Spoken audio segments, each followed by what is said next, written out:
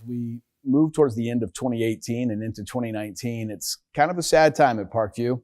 We're losing one of our key leaders, one of the key members of our Parkview family, Sue Anger. She is our Chief Experience Officer and has been a part of our Parkview family for more than 25 years. She has done remarkable things in her time at Parkview, including not only being the president of our Randalia campus several years ago, but really leading the team that built the PRMC campus at DuPont and 69, where we sit today. And Sue is with us right now. And Sue, we want to take a few minutes to look back at your career as it comes to completion.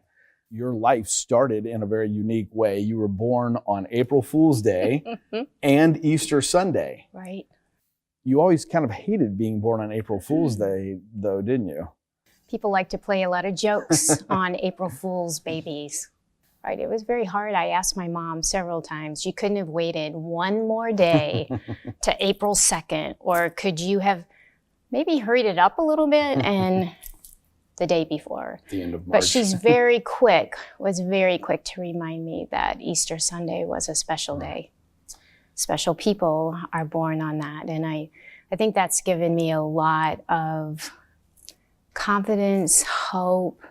It's really driven me as to my own purpose here. I know your dad especially had a huge impact on your life. His work ethic was incredible. Tell us about your childhood and that instilling of work ethic that he gave to you.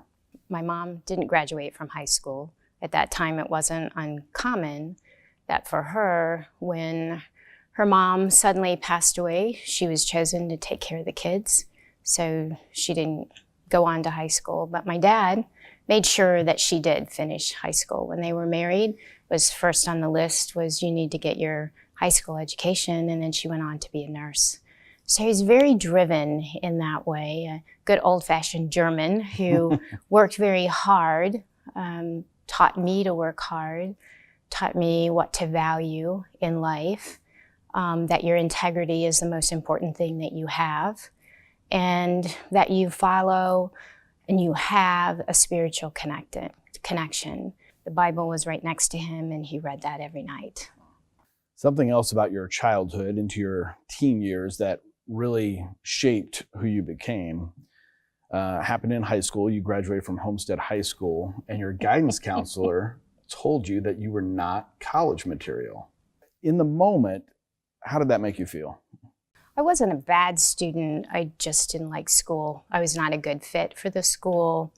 And I was stunned when she said, you're not college material, because at home, both my mom and dad, that was an automatic, you're going to college. There's no question. And then to go home and face your parents with someone saying, you're not college material, made me very angry. To recap, you have an associate's degree, a bachelor's degree, a master's degree, and a PhD. Correct. It turns out you were college material. Well, she probably did. The best thing she could have done was to make me mad and make me go back and face my dad. And, the first thing he said to me, Curtis, was, really, you're going to listen to her? Since when have you listened to anyone? And I think once I figured out what it was that I really wanted to do, the learning came very easy, and I became very passionate about, I want to know more, I want to understand more. The School of Radiography, before your time at Parkview, and I can tell by the way it lights up your face, was really instrumental in that first half of your career in healthcare. Right. Tell me about that time. Right. My mom was great, and you just need to go into the hospital and see if that's something that you liked. And I think my first day as a student even, I knew I loved this. This is absolutely the right place for me. And I met incredible people and felt like I was starting to help in a way that I've never been able to help individuals before. So Sue, you were at St. Joe for essentially the first half of your career and then made that move to Parkview. What was it about Parkview that drew you from St. Joe? I was looking for a role within quality improvement. That's really what I wanted to do. And Parkview had really a great initiative within quality. And you ended up becoming the first female president of Parkview Hospital. When you got into that position, what was it like for you? I just kept thinking, how do we get better? Because we have a tremendous responsibility to the community, to the people that we serve. I always felt extra responsibilities because I wanted to serve the best way that I could. Mike Packnett, our president and CEO, has told me several times that he's just blown away by it. Even looking back, he can't believe the amount of work you were doing to not only run and sustain Randalia, but to build PRMC. What was that phase of your life like? I mean, even as I have heard little bits and pieces of it, it's always sounded so overwhelming to me. I had such an incredible team of people that kept things moving. And we knew that PRMC would be a destination of hope.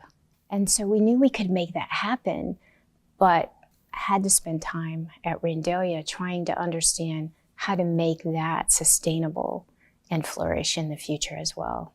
Do you feel in this role that you really made a difference in the lives of people, both inside and outside the health system? I hope. Well, you're absolutely crazy if you think you didn't, Sue.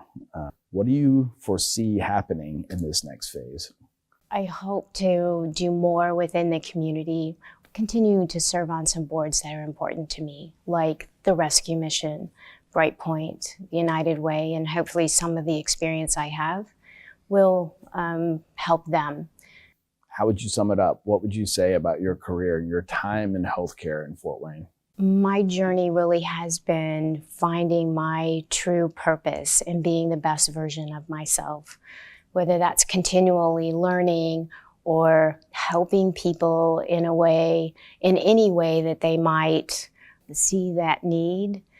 That sums up what I've been trying to do, is just to be the best version of myself and to serve this community in a way that God would expect me to serve.